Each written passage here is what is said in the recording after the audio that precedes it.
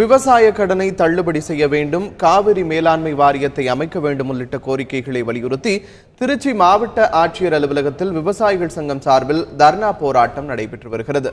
இது தொடர்பாக விவசாயிகள் சங்க பிரதிநிதி ஒருவரிடம் எமது செய்தியாளர் இஸ்லாம் நடத்திய நேர்காணலை இப்போது பார்க்கலாம்.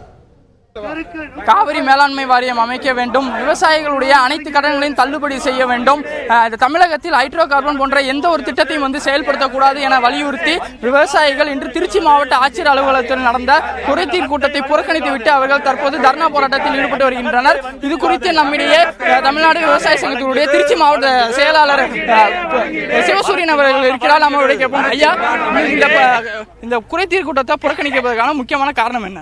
இன்னைக்கு தமிழகத்துடைய விவசாய நிலைமைகளை கண்டித்து பார்த்து டெல்லியில் நம்முடைய தமிழ்நாட்டு விவசாயிகள் கடந்த 2 வாரமாக போராடிட்டு வராங்க. இதை பற்றி கவலைப்படாத அரசாங்கமாக மத்திய அரசு இருந்து கொண்டிருக்கின்றது. நேற்றை கூட நாடாளுமன்றத்தில் மதிப்புக்குரிய அமைச்சர் நிர்மலா சீதாராமன் அவர்கள் பேசும்பொழுது தமிழக விவசாயிகள் கடன்களை பற்றி மத்திய அரசு எதுவுமே நடவடிக்கை எடுக்கவில்லை என்று திமிராக பதில் சொல்லியிருக்கின்றார்கள். ஆக தமிழகத்தை பொறுத்த மட்டும் விவசாயிகளை பற்றி, விவசாய பிரச்சனை பற்றி மத்திய அரசு கவலைப்படவில்லை.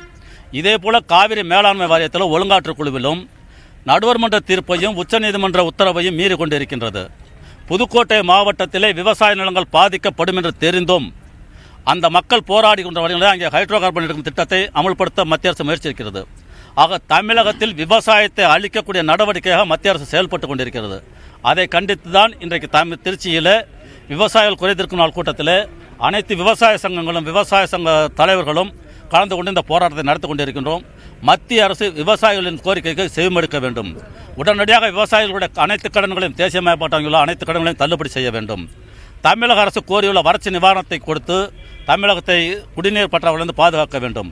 காவிரி மேலாண்மை வாரியத்தை ஒழுங்காற்று குழு அமைக்க வேண்டும். அதே போல விவசாய கூலி தொழிலாளர்களுக்கு ஆண்டு முழுவதும் வேலை வழங்கி அவருக்கு ஊதியம் 400 ரூபாய் வழங்க வேண்டும் என்ற கோரிக்கை வைத்து இந்த போராட்டத்தை நாங்கள் நடத்தி கொண்டிருக்கின்றோம்.